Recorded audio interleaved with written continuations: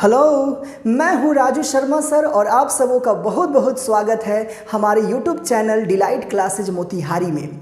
आज के वीडियो में हम लोग पढ़ने वाले हैं पार्ट 2 के बारे में और पार्ट 2 में हमें 3 टॉपिकों को पढ़ना है।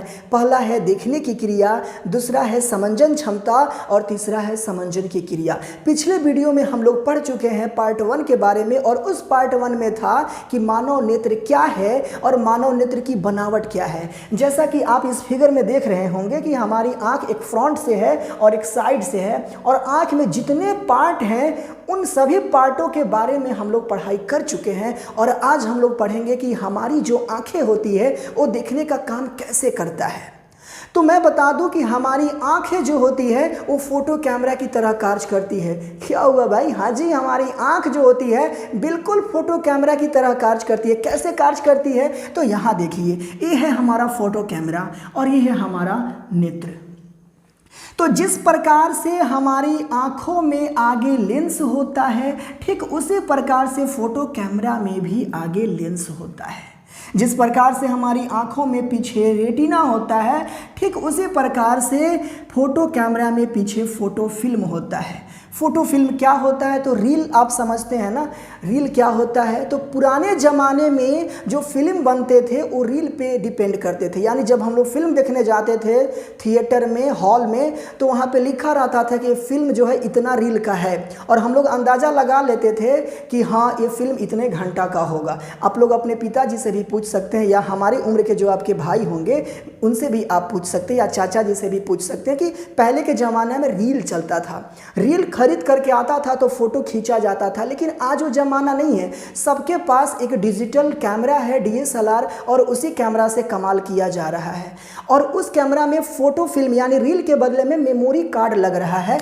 तो यही जो फ़ोटो फिल्म होता है यहीं पे आपका क्या होता है? मेमोरी कार्ड होता है। अब आप समझ लीजिए ये लेंस और रेटिना या फोटो फिल्म के बारे में।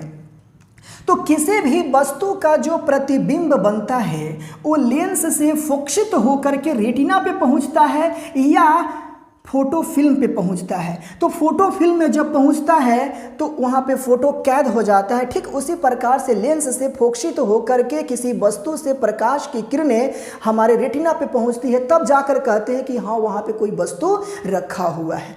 आगे हम बढ़ते हैं तो ये जो आप हिस्सा देख रहे हैं वो पुपिल है यानी पुतली है और ये कैमरे का अपर्चर होता है, कमरे का एक हिस्सा होता है। फिर उसके बाद में इसे सटा हुआ आप लोग जानते हैं आइरिस है, तो उसी प्रकार से फोटो कैमरा में एक डायफ्राम होता है।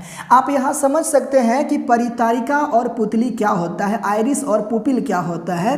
तो ये जो ब्लू वाला हिस्सा देख रहे हैं वही आपका परितारिका है और इस ब्लू के अंदर जो काला कलर का है वही आपका पुतली है। तो कल हम बताए थे कि पूरे दुनिया में मानव नेत्र 3 प्रकार के होते हैं, एक काले काले आँख वाले, एक नीले आँख वाले और एक भूरे आँख वाले। तो परितारिका अलग अलग रंगों का हो सकता है लेकिन पुतली हमेशा एक ही कलर का होता है। आखिर वो एक ही कलर का क्यों होता है, काला कलर का क्यों होता है? क्योंकि पुतली से हो करके कई रंगों का जो प्रकाश है वो परावर्तित नहीं हो पाता है। समझ में आ रहा है ना? तो ये फोटो कैमरा की तरह हमारा आँख काम करता है। जिस प्रकार से फोटो कैमरा में आगे लेंस होता है और पीछे फोटो फिल्म होता है, ठीक उसी प्रकार से मानव नेत्र में भी आगे लेंस और पीछे रेटिना होता है। रेटिना पे प्रतिबिंब बनता है, ठीक उसी प्रकार से फोटो फिल्म पे भी हमारा फोटो बनता है। एक चीज़ यहाँ पे आप देख करके समझ सकते हैं और जितने भी आपके मन में डाउट होंगे उस डाउट को आप क्लियर कर सकते हैं। आर एक वस्तु है हमारा, आर क्या है? एक वस्तु है और इन वस्तुओं को एक बार हमारा कैमरा कैद कर रहा है और एक बार हमारी आंखें कैद कर रही है। कैसे? तो जब इस वस्तु पे प्रकाश की किरण पड़ती है तो पहले लेंस पे जाती है और लेंस से फोकसित हो करके कहाँ जाती है? फोटो फिल्म में। ठीक उसी प्रकार से ये जो वस्तु है हमारा आर, इस पे प्रकाश की किरणें पड़ती है, पहले जाती है लेंस पे और लेंस से फिर फोकसित होकर कहाँ जाती है? रेटिना पे जाती है। लेकिन याद रखिएगा कि जब भी कोई वस्तु से जब प्रकाश की किरणें हमारे लेंस पे पहुंचती है और लेंस उसको फोकसित करा करके रेटिना पर या फिर फोटो फिल्म पे ले जाता है तो उल्टा प्रतिबिंब बनता है, वस्तु से छोटा बनता है। याद रखिएगा। लेकिन हमारे मस्तिष्क के पास वो गुण है संवेदना ग्रहण करने का कि उस वस्तु को वो सीधा बना देता है। यानी अगर हमारा आर इस तरीके से दिख रहा है तो इसका प्रतिबिंब हमारे आंख में उल्टा यानी इस तरीके से बन रहा है, लेकिन हमारा जो दिमाग है ना, वो दिमाग जो है संवेदना ग्रहण कर करके उसको सीधा बना देता है। ये दिमाग के पास है। यानी भगवान ने जो हमारे दिमाग को रचा है वो बड़ा ही खूबसूरती तरीके से रचा है कि हमारे आंख में पीछे रेटिना पे उल्टा प्रतिबिंब बना। अगर यहाँ आर सीधा है तो प्रतिबिंब बन रहा है उल्टा, लेकिन हमारे दिमाग को कैसे दिखाया जा रहा है? बिल्कुल सीधा दिखाया जा रहा है।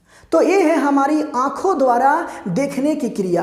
तो आई होप आप लोगों को समझ में आ गया होगा। अब हम लोग चलते हैं पढ़ने समंजन क्षमता क्या है। ठीक है, अब देखिए पार्ट 2 का दूसरा टॉपिक कि समंजन क्षमता क्या होता है, यानी पावर ऑफ एकोमोडेशन क्या होता है।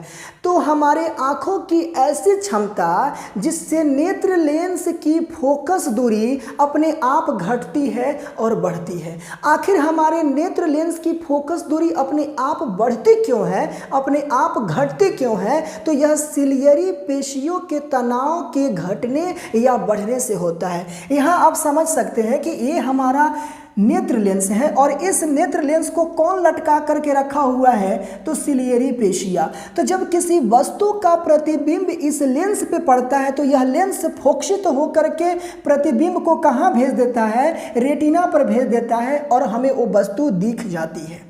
तो कभी ये फोकस कम हो जाता है, कभी ये फोकस ज़्यादा हो जाता है। तो यही जो घटना होता है, इसी घटना को हम लोग समंजन क्षमता कहते हैं। तो हमारी आँख इसी सामर्थ्य को झेल पाता है जिसे हम कहते हैं समंजन की क्षमता। आप दूसरे भाषा में भी कह सकते हैं कि कोई वस्तु दूर हो या वस्तु नज़दीक हो, वो हमें साफ सुथरा दिख पाता है। आखिर ऐसा क्यों होता है? तो हमारे नेत्र लेंस की फोकस दूरी के बढ़ने और घटने से, और नेत्र लेंस का फोकस दूरी अपने आप नहीं बढ़ जाता है, हमारी आंखों का जो सिलियरी पेशिया होता है उसके तनाव के घटने और बढ़ने से होता है। और आंख के इसी सामर्थ्य को समंजन क्षमता कहते हैं। अब यहाँ देख सकते हैं कि सामान्य आंख यानी जो नॉर्मल आंख होती है, हमारी नॉर्मल आंख का मतलब ये हुआ कि उसकी आंखों में किसी प्रकार का दोष नहीं है। तो हमारी जो आंखें हैं वो अनंत दूरी से 25 सेंटीमीटर तक साफ सुथरा देख सकती है। अगर हम किसी किताब को ऐसे पढ़ें तो देखिएगा, आप खुद पढ़िए, ठीक है, ऐसे आप कीजिए, आँख के पास सटाइएगा तो आपको जो अक्षर होगा वो नहीं दिखेगा। कुछ दूर रखिएगा तो हो सकता है कि आपकी आंखें देख पाए, लेकिन कुछ दूर रखिएगा तो हमारी आंखें जो है नहीं भी देख पाए। लेकिन जब हम 25 सेंटीमीटर पे रखेंगे तो हमें वस्तु एकदम साफ सुथरा दिखाई देगी। क्यों? क्योंकि हमारा जो आंख है वो नॉर्मल आंख है, सामान्य आंख है। हमारी आंख में किसी प्रकार का दिक्कत नहीं है। अब हम लोग पढ़ते हैं आगे नेक्स्ट टॉपिक जिसका नाम है समंजन की क्रिया। ये समंजन की क्रिया होती क्या है? तो देखिए यहाँ देखिए, अब है समंजन की क्रिया यानी वर्क ऑफ एकोमोडेशन। कहता क्या है कि जब हम अनंत पर स्थित किसी वस्तु को देखते हैं तो उस वस्तु से आने वाली समांतर किरणें को सामान्य आंख का नेत्र लेंस रेटिना पर फोकस करता है, जिसकी वजह से हम वस्तु को साफ सुथरा देख सकते हैं। तो यही क्रिया हमारा समंजन की क्रिया कहलाती है। जैसा कि आप लोग पढ़े अभी कि समंजन क्षमता होता क्या है, तो समंजन क्षमता में जो क्रियाएं होती हैं, वर्क होता है, वही समंजन की क्रिया कहलाती है। अब यहाँ पे एक प्रश्न है कि जब हम धूप यानी रोशनी वाले स्थान से किसी कमरे में जाते हैं तो हमें कुछ देर तक अंधेरा क्यों दिखाई देता है? ऐसा होता होगा आप लोगों को। तो इसका जवाब यहाँ है। ये जो ब्लू वाला हिस्सा देख रहे हैं यही आपका परितारिका है और इस परितारिका के भीतर हमारा पुतली होता है। तो पुतली, जब हम तेज रोशनी वाले स्थान पे जाते हैं तो पुतली हमारा सिकुड़ जाता है, और जब हम तेज रोशनी से कम रोशनी वाले कमरे में आते हैं तो फिर वो फैलना शुरू करता है। तो जितना देर तक वो फैलता है उतना ही देर तक कमरे में हमें अंधेरा दिखाई देता है। समझ में आ गया कि जब हम तेज प्रकाश वाले जगह से कम प्रकाश वाले जगह पे आएंगे तो हमारी आँख की जो पुतली होती है वही सिकुड़ी होती है, जिस वजह से कुछ देर तक हमें अंधेरा दिखाई देता है। तब तक अंधेरा दिखाई देता है जब तक हमारी आँख की पुतली फिर फैल कर अपने स्थान पे ना पहुंच जाए। समझ में आ रहा है? तो मैं उम्मीद करता हूं कि आप लोगों को वीडियो ये बहुत पसंद आया होगा।